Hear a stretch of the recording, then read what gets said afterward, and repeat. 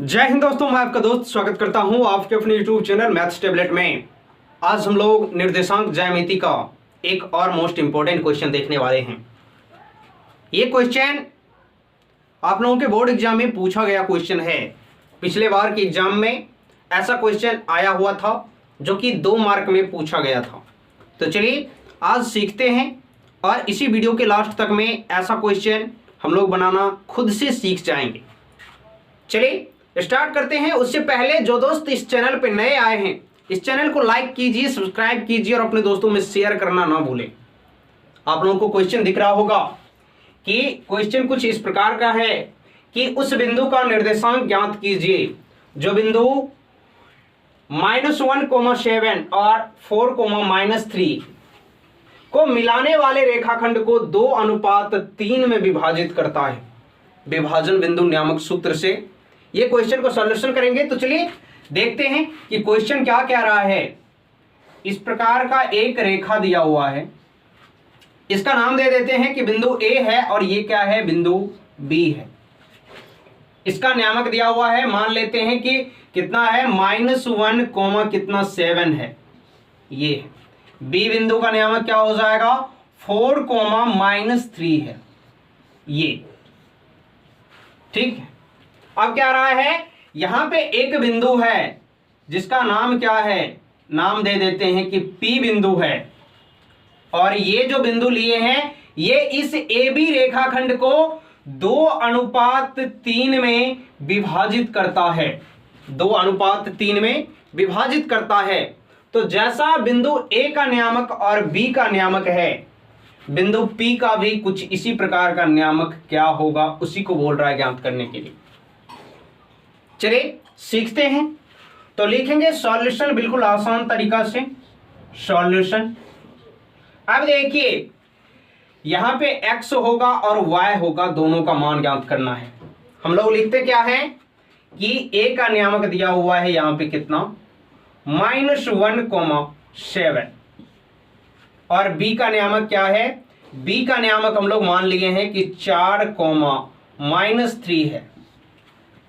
और ये जो है इसको कहते हैं, पहला जो अनुपात है इसको कहते हैं M1 और इसको जो कहते हैं क्या, M2। तो M1 का वैल्यू क्या हो जाएगा, M1 का वैल्यू हो जाएगा यहाँ पे 2 और M2 का वैल्यू क्या हो जाएगा, M2 का वैल्यू हो जाएगा कितना, 3। अब x का अगर मान निकाल रहे हैं यहां से, आप लोगों को पता होगा कि पहला बिंदु में जो होता है x और y दोनों होता है, दूसरा बिंदु में भी x और y दोनों होता है। नियामक में पहला नियामक है इसलिए x1 और y1 हो जाएगा, दूसरा नियामक है x2 और y2 हो जाएगा। तो यहां से आप लोग कह सकते हैं कि x1 इज इक्वल कितना, -1 और y1 इज इक्वल कितना, 7 कह सकते हैं इस नियामक से। और यहां से क्या कह सकते हैं कि x2 इज इक्वल कितना, 4 और y2 क्या होगा, y2 इज इक्वल कितना, -3 कह सकते हैं। ये चीज अगर लिखना चाहे तो लिख सकते हैं। यहां पे हम लोग ऐसे सॉल्यूशन करते हैं। अब अगर x का वैल्यू निकाल रहे हैं तो क्या होता है इसका फॉर्मूला, जिसको याद नहीं है उसको याद करने के लिए बताएंगे, x2 M2 x1 plus M1 x2, M1 x2 ऐसे होगा, M1 x2 plus M2 x1 बट्टे कितना, M1 प्लस M2 होता है, M1 प्लस M2 होता है। जिस दोस्त को ये फॉर्मूला अभी तक याद नहीं हुआ है वो दोस्त वीडियो के लास्ट तक इंतजार करें। इस फॉर्मूला को याद करने का ऐसा ट्रिक बताएंगे कि जिससे आप लोगों को ये फॉर्मूला तो कभी जिंदगी में देखना नहीं पड़ेगा। चलिए अब यहां से लिखते हैं, M1 का वैल्यू कितना है, 2 है, तो लिखेंगे क्या, 2 और गुन्ने x2 कितना है, x2 यहां से लीजिए 4 है, लिखेंगे 4 प्लस M2 कितना है, 3 है, रखेंगे 3 गुन्ने x1 कितना है, x1 यहां से -1 है, लिखेंगे -1 और बट्टे में कितना, M1 है 2, लिखेंगे 2 और प्लस में M2 कितना है, 3। अब ये कितना हो जाएगा यहां से देखिए ये हो जाएगा 4 गुन्ने 2 बराबर 8, प्लस गुन्ने माइनस क्या होता है इस चीज को याद रखिएगा, माइनस होता है, और 3 गुन्ना 1 करेंगे कितना 3, बट्टे में कितना 3 2 कितना 5, ये कितना आ जाएगा 8 में से 3 जाएगा 5, और बट्टे में कितना 5, इसको काटेंगे कितना आ जाएगा 1। अर्थात हम लोग कह सकते हैं कि x का वैल्यू कितना आया है 1। ठीक, अब देखिए यहां पे x लिखे थे तो x का वैल्यू तो हमारा आ चुका है कितना 1, लिख दिए 1। अब y का वैल्यू चाहिए तो y का भी मान निकालेंगे इसी प्रकार से। चलिए लिखते हैं, ये हो गया है। आगे बढ़े, आगे बढ़ने के लिए y का भी एक फार्मूला होता है, विभाजन बिंदु नियामक सूत्र, तो y का भी फार्मूला लगाएंगे।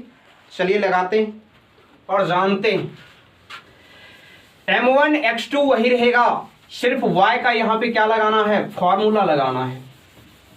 फार्मूला भी याद हो जाएगा इसी वीडियो में। चलिए देखते हैं y का क्या हो जाएगा, y m1 y2 और प्लस में क्या होता है m2 y1 और बट्टे में m1 प्लस m2 होता है, ये कॉमन है। m1 कितना है 2 रखेंगे, 2 गुन्ने y2 कितना है y2 यहां पे देखिए -3 है, क्या है -3 प्लस m2 कितना है 3 है, रखेंगे 3 गुन्ने y1 कितना हो जाएगा 7, रखे 7 बट्टे m1 कितना है 2 और m2 कितना है 3, ये हो जाएगा कितना 3 गुन्ने 2 माइनस के 6 प्लस 7 गुन्ने 3 21 बट्टे में कितना आ जाएगा 5। इसको अगर करें तो कितना आएगा 21 में से 6 जाएगा, 11 में से 6 गया 5 और यहां से कितना 15 बट्टे में कितना 5। इसको अगर काटते हैं तो कितना बार जाएगा 3 बार जाएगा। अर्थात हम लोग कह सकते हैं कि y इज इक्वल कितना 3। अब यहां पे रखेंगे y का मान कितना 3। हम लोग क्या माने थे, एक बिंदु माने हैं P जिसका नियामक 1,3 आ चुका है। अब हम लोग आंसर या तो इस प्रकार से लिख सकते हैं x और y का वैल्यू, ऐसे आंसर लिख सकते हैं, या कुछ डिफरेंट तरीका से ऐसे लिखेंगे। अगर अच्छा लगे तो लिखिएगा जरूर, एक बार जरूर देखिए। चलिए x और y का वैल्यू पता चल चुका है, अब हम लोग आंसर लिखते हैं। आंसर किस प्रकार से लिखेंगे, आंसर सबसे अच्छा तरीका से लिखिएगा, अगर पसंद आए तो इस प्रकार से जरूर लिखिएगा आप लोग अपने बोर्ड एग्जाम में आंसर लिखने का, ताकि कॉपी जांच करने वाले सर का सीधा नजर आपके क्वेश्चन पे जाए। तो हम लोग लिख सकते हैं अतः P का नियामक 1,3, ये हो गया। और यहां पे ऐसे भी लिख सकते हैं x इज इक्वल 1 और y इज इक्वल कितना 3, ये भी हो गया। यहां तक अगर इतना कर देते हैं तो परफेक्ट आंसर हो गया। अब हम लोग बात करते हैं उस चीज पे जिसके बारे में मैंने बताया था कि ये फॉर्मूला किस प्रकार से याद करें, इसके बारे में चर्चा करते हैं। तो चलिए, ज्यादा कुछ याद नहीं रखना है, बस एक छोटा सा ट्रिक है। वो ट्रिक क्या है अभी जानेंगे, अब जानने का वक्त आ चुका है। चलिए, और अगर इस चैनल पे नए हैं तो इस चैनल को लाइक और सब्सक्राइब जरूर कीजिएगा, अपने दोस्तों को भी शेयर कीजिए, और इस चैनल का प्लेलिस्ट जा करके देखिए, वहां पे आप लोगों को सारा सब्जेक्ट का ऑब्जेक्टिव सब्जेक्टिव टाइप क्वेश्चन मिल जाएगा, चाहे वो साइंस हो या मैथ हो या बाकी अदर सब्जेक्ट हो। चलिए, अब जानते हैं विभाजन बिंदु, इस सूत्र को क्या कहते हैं, लिखिएगा विभाजन